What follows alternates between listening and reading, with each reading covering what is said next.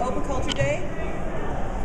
This is a project that's been put together by students in the Open Source Open Culture class, which is a class that is offered both in art and art history and in honors. But represented in the Open Source Open Culture Day are people from across disciplines throughout the campus. So we're going to start out our day with a panel, and Trevor Schmidt is going to give us some background into exactly what open source and open culture means and open access to data. Then we're going to have Dan presenting some research that he's done into open source data management and the banking industry. Then we're going to have Lex Poulos, who is going to be presenting some work that he has done in real-time, real-world gaming, I guess, and serious games. After the panel, we're going to have a presentation of some different types of free software. So if you're interested in using software, but you're sick of paying for it, there's a whole movement of people who are developing software that's free. And there's going to be a presentation by Lex Poulos and Walter Friedrichs in Portable Apps, which is a way that you can actually take your free software applications and take them to anywhere on campus. There's going to be a presentation by Andre Gomez on Audacity, and that's a free software application for creating sound files, and he's going to show you how to grab sound files and to create your own ringtones for your phone. Then later on in the day, Adeline Murthy is going to be presenting a workshop on processing, which is a way to create graphics using programming, interactive graphics using programming. Then Walter Friedrichs, who has developed an open source game called Corporate Contagion. He's going to show you how that works. Then continuing along with the day, we have Gabriel Melcher, who's going to be presenting some open source applications for creating graphics. Many of you probably use Photoshop and Illustrator, but maybe don't know about IN and Inkspace. And then finally, to close out the day, Lindsay Wiedner is going to be doing some music mixing, using some YouTube and other open source videos, and she is also going to be hosting a guest presenter who's going to be talking about the Seed Exchange program. So open source and open culture has been around since the beginning of the GPL, which was about 20 years ago. But the concepts of open source have survived and have spread to a number of different disciplines. So they've spread to biotech, they've spread to economics, and they've certainly been important in the legal industry.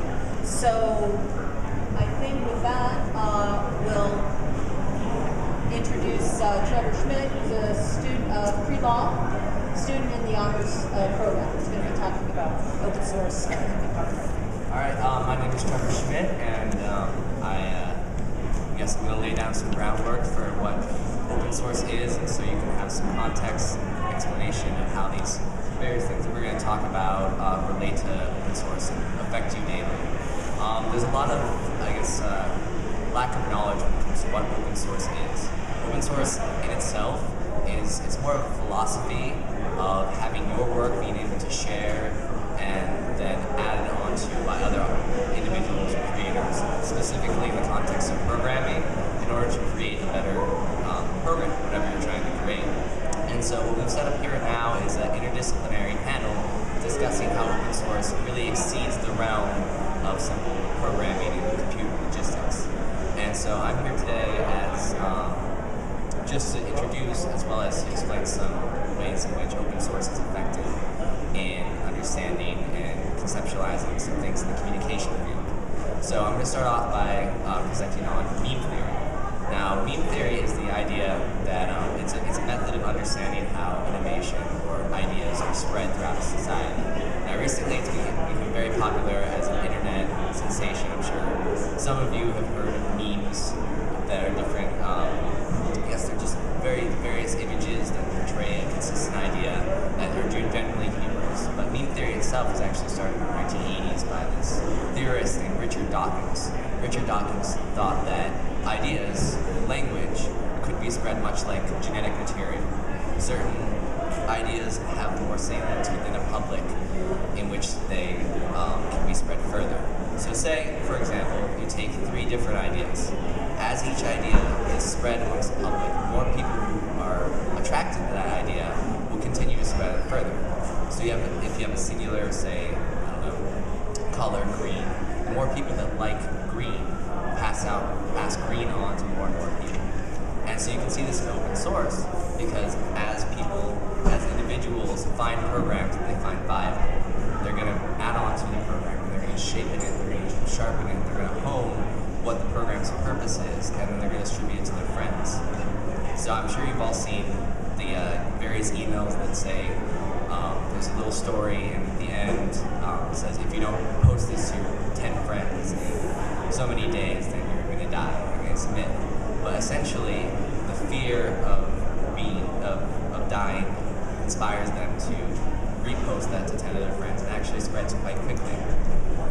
The way that it works in terms of good ideas is that the more people are motivated to spread good ideas because they want to show it to more peers and networks, the more that it's going to diffuse within a culture and the further it's going to go. So this actually spurns innovation in terms of a really good innovative idea is going to spread farther and wider than a badly put together one. So that's just my little introduction to the open source. I'm going to leave it to the other panelists. Oh, well, Are you taking questions? we're going to have a question and answer section at the end, and I definitely have some questions for my other panelists, so we'll go with that later. But next is Daniel Brooks. He's an economics business major, and he's going to talk a little bit about Bitcoin, which is pretty interesting. So I'll leave it to Danny. Good afternoon.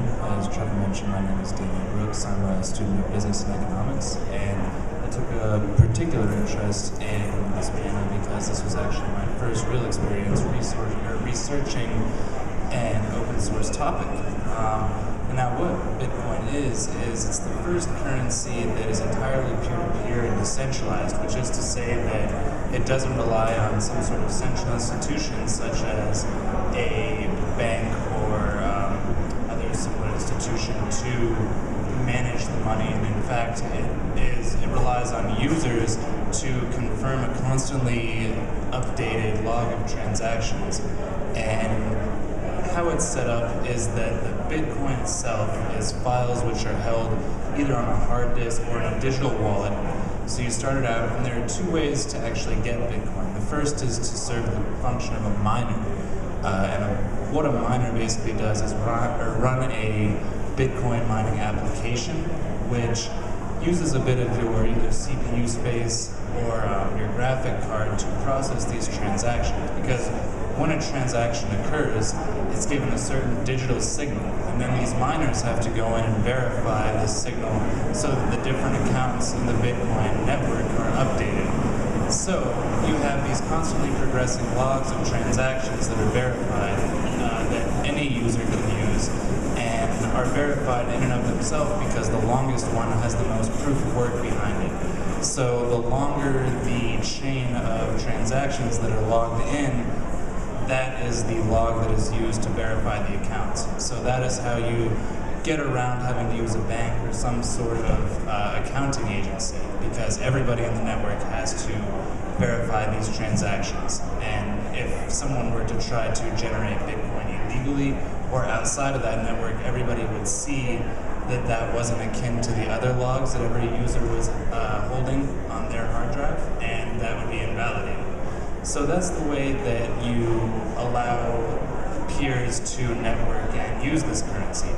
Now, there are exchanges that exist in the Bitcoin world currently there are about 5 different exchanges where you can trade Bitcoin for money, whether it be dollars, euros, pounds, what have you. You can change it back into real money. The problem with this is that it's a very volatile thing because there's a limited amount of Bitcoin in the network. Currently it's about 8 million Bitcoin in that network, which today is valued at about 22 million US dollars. Yesterday, it was valued at 23 million US dollars. So you can see how this fluctuates a lot. The implication of this in a positive way is that ideally this Bitcoin provides a currency that anybody can use on the internet directly without having to exchange currency or deal with different regulations revolving transferring money from one party to another. So the idea behind this is that entrepreneurship is allowed to flourish because it doesn't have to function within the confines of normal financial institutions. So here you see a lot of entrepreneurs entering this space, and if you go to some of the online markets that do use Bitcoin, you can see a lot of very small companies using Bitcoin as a way to get noticed, be cutting edge, and basically start to generate business. The downside to this is that Bitcoin is supposed to be generated by these miners at a constant rate. Now, while that does fight inflation and keeps the currency a little bit more stable, unfortunately, they have capped the amount of Bitcoin that will ultimately be produced. So by the year 2030, there will only be 21 million Bitcoin ever allowed into the network. The problem with this is it makes it so that people don't want to spend their Bitcoin or make transactions, because if the demand for Bitcoin keeps growing faster than the base of the supply for Bitcoin, it's going to become more and more valuable. So if you know that there's a cap in the future and you know that the Bitcoin you have now will be more valuable in the future, there's really no reason to spend it on goods when that's just going to devalue. So that is one of the major obstacles to implementing Bitcoin. Another major obstacle is that it really is too volatile to actually quantify the value of things. As I said, it moved $1 million in one day as far as the actual dollar amount. Throughout its history, Bitcoin has changed from being valued at 33 cents per Bitcoin up to $31 and now down to $3. So the benefit is, if you're an early adopter, you stand to make a good amount of money, or if you're a small business, you stand to build a good fan base as this becomes more and more popular. The downside is, in the long run, it's not necessarily sustainable. My personal opinion is that it's very promising that we're moving away from these very traditional ideas of how financial markets should work, and I think that Bitcoin in and of itself shows a promise for something really interesting in the future, but right now it is not a viable solution in the long term. So thank you. All right. So that was Daniel Brooks, and that was a wonderful presentation. Next we have up is Lex Pooler, and he's going to do a presentation on games and society. Games and society. Yeah. So Yeah, so thanks, Trevor. Somehow that's... That was loud.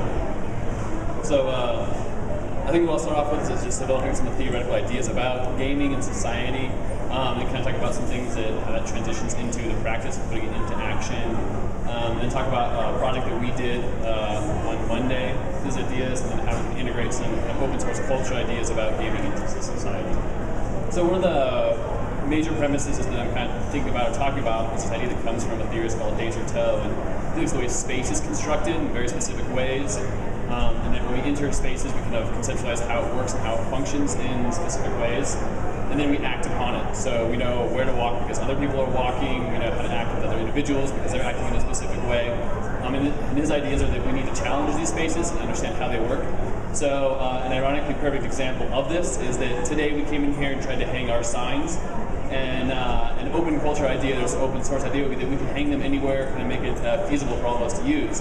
However, we were told by the institution and the structures that it would mark the walls or that they would have to get down. So we were constrained physically by the use of this space from the institutional level. So Desjardins would want us to kind of challenge these ideas. Another really fun example of this is the idea of parkour. So parkour is using space walls, physical features, stairways as a playful area. So running and jumping off of them, using them to run up and do a backflip off of those kinds of ideas. You may have seen this in some films and movies. But so parkour is another way to kind of challenge and look at space.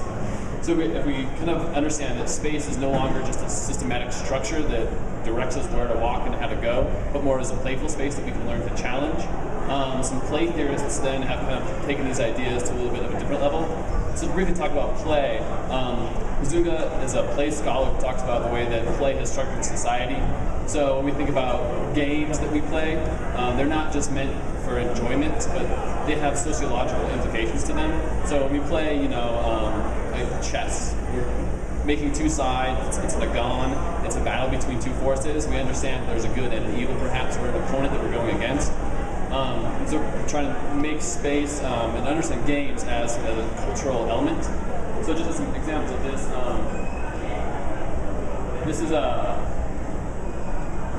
This is Mary Flanagan, and she's a game scholar. And what she's done is sort of taken a hyperbole of a game situation, so taken an Atari controller and blown it up to a huge proportion. And this is just some kids who are trying to play on. I guess it's difficult to see it here because of the lighting. But so it's just a giant joystick with one button on it. It's about, I think, like 10 feet high. So some of the images are kids trying to play on the controller, and the controller actually is directing and orienting a game screen. So kind of the fascinating part about it was that it wasn't just one kid trying to control the joystick, but there's 3 or 4 kids that are working together to play the game. So it became sort of this dynamic situation where the individuals are participating together in this sort of this open source kind of idea. And then there's a third person who's playing the button, right? So we have multiple people working together to do something rather than just individuals trying to function together. Again, while you probably can't see this, that was Mary Flanagan. This is Jane McGonigal. Jane McGonigal is also a game theorist, and she kind of takes this idea that we've been playing millions of hours of games, let alone just in World of Warcraft. We've been playing millions of hours.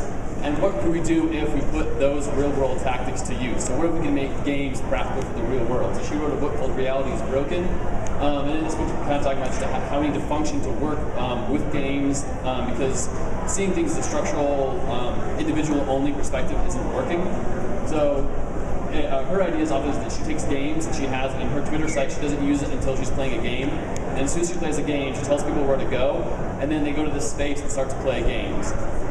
Another example of this was in Minnesota. There was this project called BUG, Big Urban Game, where they just Twin Cities just made giant game pieces, and the game pieces just had directions on them, and so people got together and moved the game pieces across the city and turned the actual the landscape into a game in itself.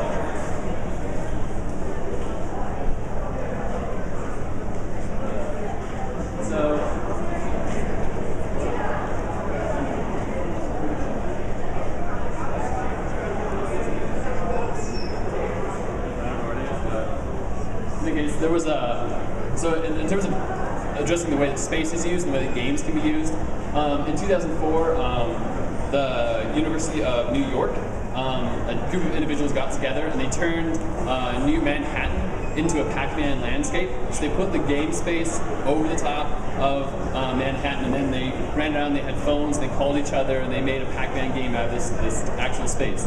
And they played it for a couple of days, and they just had some fun with it. But some of the funny interactions that kind of happened, right? Addressing how space is structured and how we kind of come to it to play with it.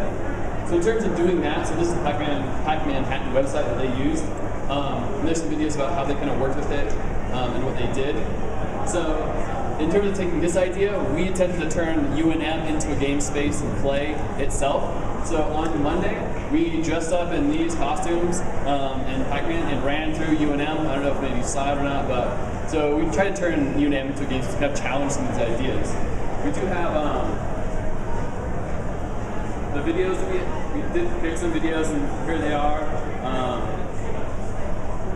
Generally, here's probably can't see it real well again, but we have this posted on our website, opencommon.wordpress.com. But this is us kind of running through the UNM campus with our costumes on.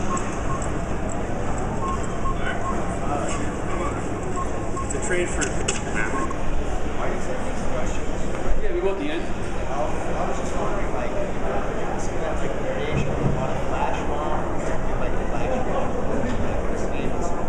trade for math? Yeah, no, I think it's a perfect question, and it actually leads into my kind of concluding elements of kind of what we can do to integrate this. And it is a flash mob of culture jamming. So I'll just show this quick, and then I'll address your question. So yeah. This is probably one of the most dynamic parts of the culture jam that we had at the beginning. Was we ran in front of the bus stop, ran for the C&J building, and kind of run around and they catch us. The reactions that we got were really kind of fun, right? People not knowing how to expect or what to engage with, and then other people recording us, right? So you're not knowing what's going on, recording it, and then them posting it on somewhere else, right? So the idea of other people coming together to look at how space is done or what's kind of going on, which I think speaks to Trevor's idea of this meme theory that works really well, how things get picked up and understood in society. So that's, in terms of the recording, it's probably the best part of the recording we got. But then we ran through the rest of the campus, then we ran into the library, kind of slow motion through the library, and then we ran through the Zimmerman Square, and then we ran through the sub here, up into the Chick-fil-A line, and then out into the area where the, I don't know what that area is called, but just where the statues are. Statue area, yeah. Through there, and then we got caught, and so that was that kind of idea. So again, like I said, the idea behind it was that we were turning everyday space into a game space in order to challenge how we conceptualize, how we walk through areas, and what is the everyday practices that we go through. So in terms of your addressing your question at the end,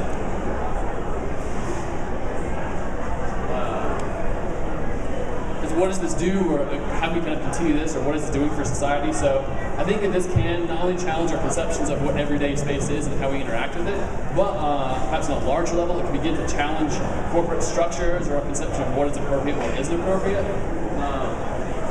And oftentimes what's deemed appropriate is by specific institutions. Like I said earlier, what's appropriate for this space is that you can't hang signs. You can only post them up on specific areas. So it tries to structure them in specific ways and to capitalize off of it too, right? To make a certain amount of money out of it. So this is a culture jam. This is done by Improv Everywhere. And so what they're doing is they got 111 men to go into Abercrombie & Fitch. So every time you walk into Abercrombie & Fitch in a large city, they have a male model who's shirtless. And obviously they have a large physique to them. They've got their abs and whatnot. So this is 111 average men who then walk into Abercrombie & Fitch and take their shirts off. And they start walking around, the store, and they're casually walking, talking to each other. And so they're just kind of milling around in this area.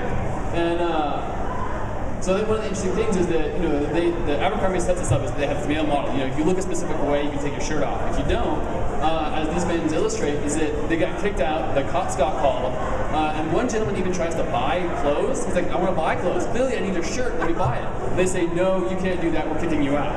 So kind of an interesting presentation of how space gets structured in these very specific ways, and how we might begin to challenge these things and do things in different ways. And just think about how we can play with space and what meaning then play has within society. You sound like Mike Motion. Like what? Mike Motion. Like the ball, Mike Motion. I'd say. Okay. He's a famous juggler often. Okay. He's playing with space, but it seems like it's all really taken. Yeah, definitely trying to involve space in different ways. Yeah. You can be able to question how we enact in an everyday basis on specific lines. So. Awesome. Well, thank you. Let's give a next round of applause for that. In a second, we're going to get to Q&A. Before we do that, I'd like to encourage everybody to visit our website. It's opencommon.wordpress.com. It's on any of our flyers, so do that. And just a reminder that open source is, whether or not we are aware of it, is pretty much everywhere. I'm sure everybody's used Wikipedia, Firefox, all of those. But hopefully this panel has so far shown you a little ways in which open source pervades most aspects of society. So if anybody has any questions, comments.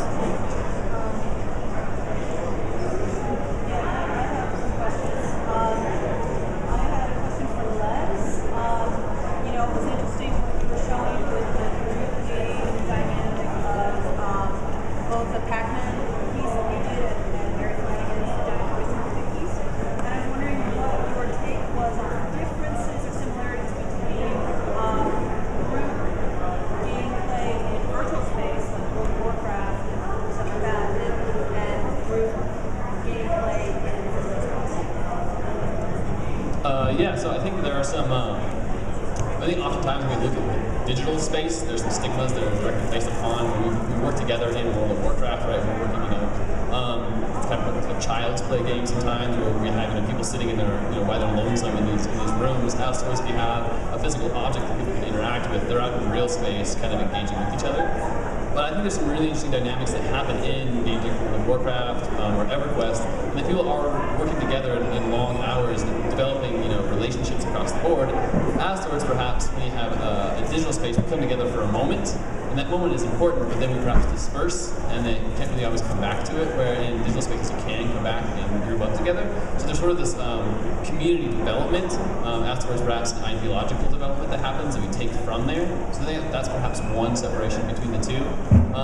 But I think one thing that I'm really interested in is the difference between the two is that we're getting ourselves to question what we're doing with everyday objects and the everyday practices that we come across. We have things like Mary Flanagan's giant joystick, and that the paradigms we have about structures don't need to be fermented or solidified.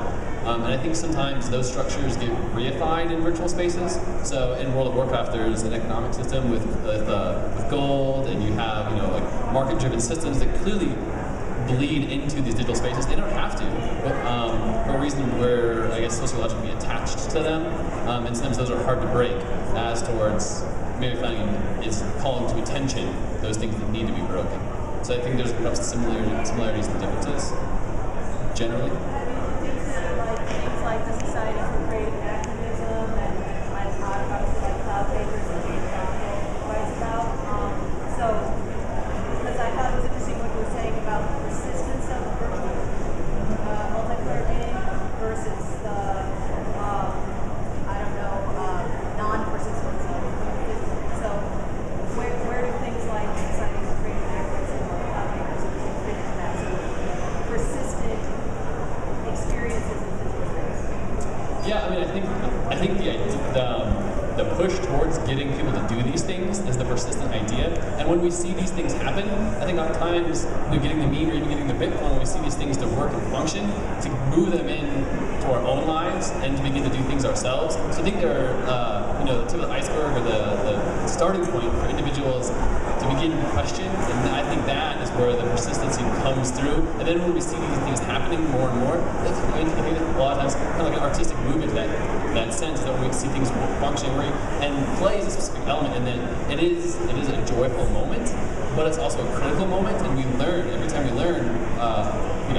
Even if you take like a physiological like brain synapses type of thing, we're restructuring through play. We're learning to engage in new ways. We're challenging ourselves in new ways consistently, and that process I think is fundamentally important for being persistent in using these ideas across society. I actually have a question for Dan, if you don't mind. You just expressed some of the concerns for the fate of Bitcoin as not succeeding as a concept. Do you know of any improvements to that concept or other ideas of ways to institute a currency that haven't been explored yet? I'm sorry, could you repeat that? I couldn't hear you very clearly over. Do you think that you said that Bitcoin itself had some issues, right? Yes. Do you think, can you conceive, or do you think there'll be any improvements to make internet currency viable in real practice? I would say one of the major things that came to mind when I was looking at it was to reconsider the idea of ultimately capping the amount that can be added. Because the idea of Bitcoin is to resemble mineral extraction and how the actual value of it grows. But if you put a cap on it, I'd say by some of the various ideas existing within microeconomic game theory is that when you have a game occurring where there's a certain endpoint, you're likely to incur very different behaviors from the people within that system and a less sincere form of cooperation because it isn't as ingrained in their own self-interest, I would say. So when you remove the time parameter from it, I think that you allow for a little bit more of a robust feel of system collaboration that can exist indefinitely. Whereas, as I said, how it's set up now really encourages boarding. All right. And I have another question for Lex. You speak of disruptive spaces as a means to deconstruct some of the ideologies of corporate systems and institutions. What would you suggest would be a primary way that the everyday person could do it on a daily basis? In terms of thinking or in terms of doing? In terms of doing. Yeah, so I'm a huge fan of, I guess, playing with people. And that oftentimes when we go to like a club or whatever, we hold our hand and get a stamp. Some people often put their hand out and get the stamp on top. We just put the hand at the bottom and then watching how people kind of follow. But challenging where people do things, that's a simplistic example, right? So a group of people are putting a stamp in a different spot. But I think also, I've created lines for nothing. I've just stood and waited and had people stand behind me, and people have gotten in line behind me. And so it's really interesting about how people follow these ideas. Holding the door open for individuals and only having one person out of 50 say thank you, I think is an interesting development. And then saying when they walk through, you're welcome, I think is a clear way of kind of beginning to address how we're doing and how we're interacting with people. It's in my classes, I always challenge my students that during a test or something, if you do a culture jam or if you disrupt the space somehow, I'll give you extra credit. And they always find the most fascinating ways. They spend more time sometimes thinking about how to jam the class than they do about the test. So I think it's, those are I think some simple ways. But in terms of larger institutional structures or going into a bank or going into a grocery store. There have been some fun examples of people going to a grocery store and just start singing about the fruit that they're doing, so there have been some culture jams along those lines. I just think that if we can go into spaces and think about how it's being used and how we're being physically structured to work, and then thinking of ways around that or in opposition to that, they're always going to be different. And I think that's the fun part about playing with space is that you create your own ideas. And I think really so it's perhaps some insights to challenge it, and those are just simple examples of how it's done. All right, thank you. Is there any more questions? First of all, good job.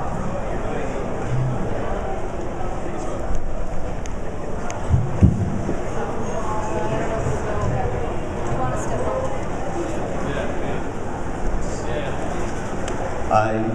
First of all, I wanted to say good job.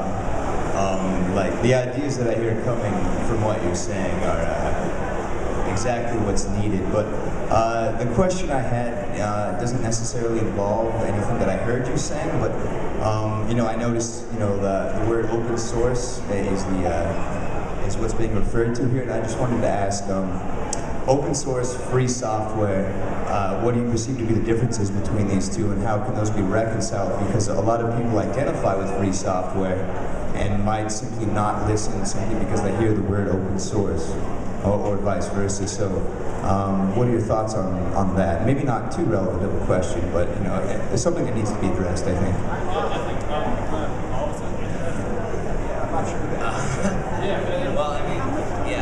I guess we can all answer it in terms of our own definition, and I think that's a viable. Open source and free software are two generally. People hear the word open source and immediately are intimidated by ideas of following numbers and programming, and really it's the reconciliation I think is originally found in viewing open source less of a means in which to program code and more of a way of thinking about how things should be shared and how innovation is more of a piggyback of other people's innovation. And so really it's a community building in order to reach a goal. But at least that's my take on it. So. Yeah, so I guess for me, some of the differences is that open source is a collective movement to work together to create something. So it's free might be some individuals putting out software. That might then be taken up by an open source group, but I think perhaps some of the differences is that, one is definitely it's a collective movement. And for me, I guess a lot of the ideas might stem then from cultural participation, right? So if you have a group of people working together to jam something or to do something in general, right? You have a collective that then might be spread somewhere else. Afterwards, perhaps a free movement, so there might just be some individuals talking out there. So I think those are kind of some of the, I guess, like Trevor said, one, you might have the interpretation that there's a lot of programming code to it, but both are allowing people to use them. One is just from a getting the idea that we can all work together to create something. And I think perhaps from a simple example too, from like software, is that I always find it fascinating that we're always encouraged to, if you have a problem, submit it to Microsoft. If you have a problem, send it to Google. Right? We always click the buttons. Like, that's the idea, right? Is that we're all collectively collaborating on something that works, right? And so I think that's sort of the bigger insight to an open source mentality than just giving somebody something.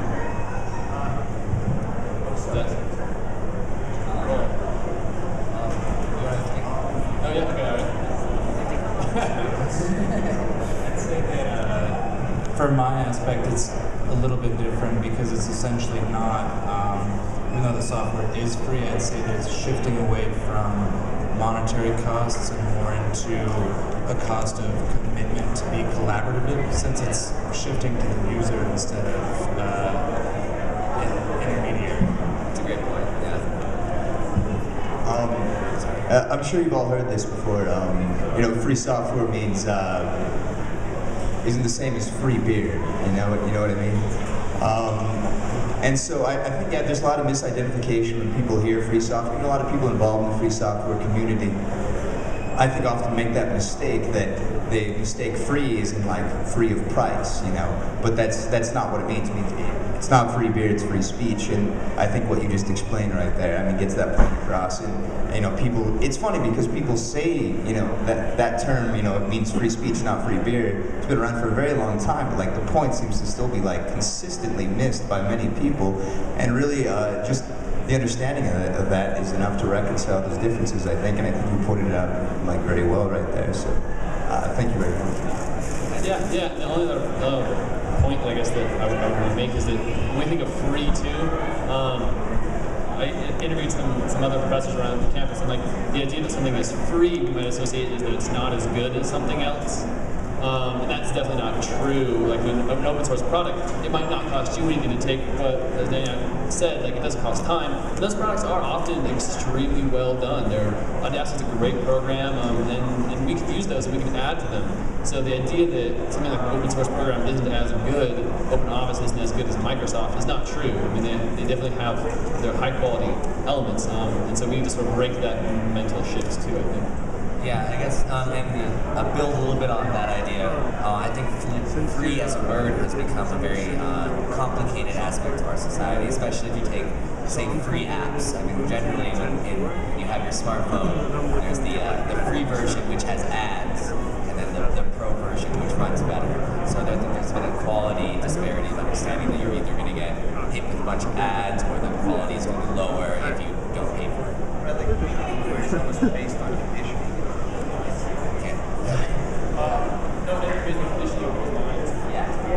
Just based on that point right there. Like something that's free, have ads, and so you just assume that because you throw money at it. Yeah. Well, it's a socialization technique. It's effective. Yeah, pretty effective. So I have a question for Dan. I thought that was a really fascinating presentation, and I've been fascinated with Bitcoin for a long time, and I have some just really stupid questions about it because I think it's really confusing but fascinating. So here are the questions. Can I give you a bunch of them at once? Yes, ma'am. All right, I'll try. How is Bitcoin safe for people to use? How does it keep their money safe? How is value created? And how many people participate in it? And then I was curious, I've heard that Bitcoin started as a currency used by drug dealers. And how does that actually work? Are they avoiding tax? Are they getting privacy? I'm not sure why that happened. Some of those are very interrelated. To answer your first question about the amount of users on the network, as far as my research concluded, there is about 10,000 users currently on the network. The nature of the security of Bitcoin comes in the fact that it's encoded into an anonymous tag, basically, that is then broken down by the Bitcoin miners and processed and added to the log. And for all of that CPU usage that the miners are putting forth to the system, they're rewarded with Bitcoins, which actually resembles how in traditional financial institutions money lending creates value by increasing the monetary base, except for in theory in the Bitcoin world, because the CPU can control the rate at which the Bitcoin is being created, you can ideally stem inflation a lot better than you can in traditional financial markets. Yes, it's based.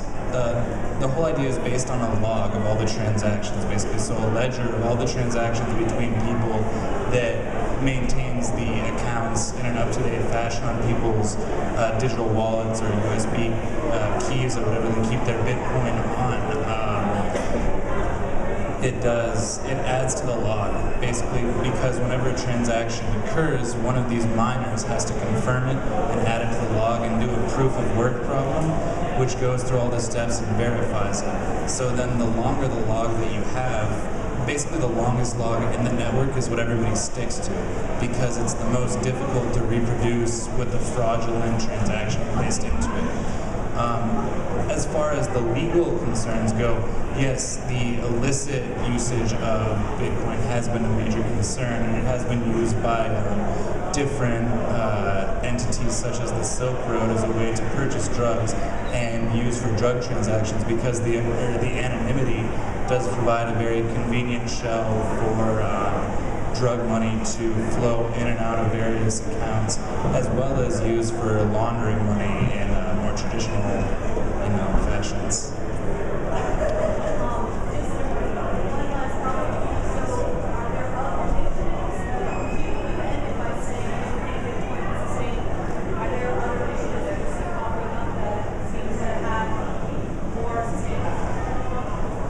I'd say that Bitcoin is the most forward-thinking of all of them. A lot of other initiatives, such as in the Second Life, I think it is, they have the dollar system there, which is a market, but in a lot of these things, they're still relying on some third party to intermediate transactions and keep account, whereas Bitcoin is really pushing the responsibility to the user, and as we were talking about before, it's moving from a monetary cost of intermediating these transactions to a time cost and CPU usage cost. So it's not any more free, it's just that the burden of intermediation is shifted from banks to users of the network, which until we create enough incentive for users to want to take on that responsibility in order to promote the network and promote collaboration, I would say that people are still going to go back to the devil they know, which is banks and financial institutions. Any other questions? I'd like to hear more about this shift from a monetary system to a more interest-based. We really can't hear you.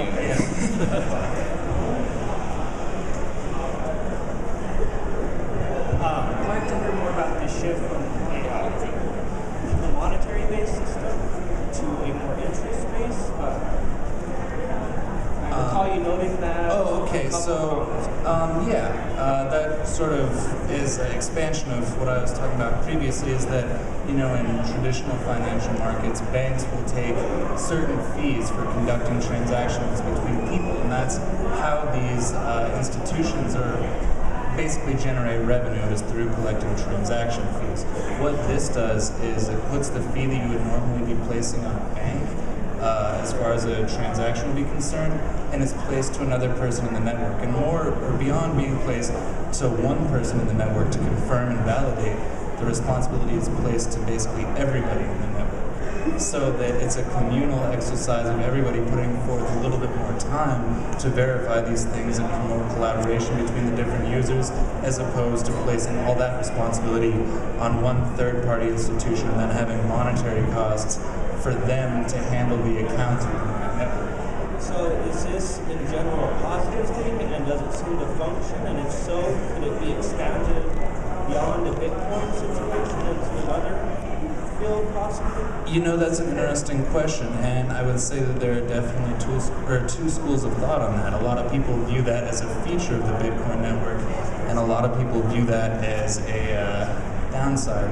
And as I was saying, until we can come up with the right sort of incentives to get people to believe in this and enough security for the actual value of these Bitcoins, I would say that for the most part, people will resort to, especially if we are in the same paradigm that we are now as a society, people, I would say, will resort a lot more quickly to dealing with a bank that they know and have experience with and is ingrained into their financial narrative, as opposed to trying to completely shift that and taking their share of responsibility for the system to work. But I'd say if we were to work out a system that was a little bit more founded in classical economic policy, I would say that it could be expanded as a way for entrepreneurs internationally and even larger corporations to work together and create a dynamic network that doesn't depend on political institutions as much as our current one does. Are there currently people working or thinking about how to make new interest incentives like that? Well, Such a paradigm? the complexity of the exchange platforms that exist in the Bitcoin network is growing at an increasing rate. Soon you're going to have some sort of lending system. You're going to have derivative-based contracts on purchasing Bitcoin. So it's going to become more and more complex. And there are people thinking about how to evolve the system, although for myself, I can't really knowledgeably speak as to whether any of these incentives have been fine-tuned. Could you drop a couple names about who's doing this as a final question answer? Drop a couple names of the people who are thinking in this sort of direction as far as Bitcoin goes? It's really difficult to find any clear information on other incentives because the Bitcoin network is a largely anonymous network. It's very difficult to pinpoint the institutions that are promoting thought in this industry. Thank you. Thank you for your questions. Thank you.